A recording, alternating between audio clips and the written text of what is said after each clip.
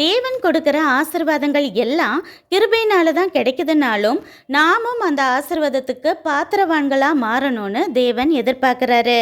அதான் சீஷர்களை ஊழியத்துக்கு அனுப்பும்போது எல்லார் வீட்லேயும் போய் தங்காதீங்க, அந்த ஊர்லேயே யார் பாத்திரவான்னு விசாரிச்சுட்டு அவங்க வீட்டுக்கு மட்டும் போங்க.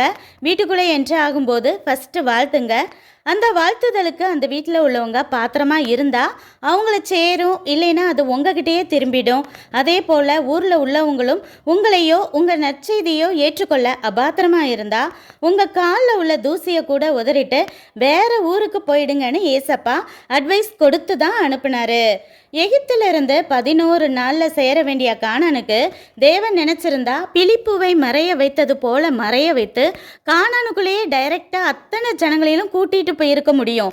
ஆனால் எகிப்தில் இருந்த அதே அடிமைத்தன புத்தி, விக்கிரக ஆராதனை, முறுமுறுப்பு, இச்சையோட கானானுக்குள்ளே நுழைஞ்சா அந்த ஆசீர்வாதத்தையே மிஸ்யூஸ் பண்ணியிருப்பாங்க.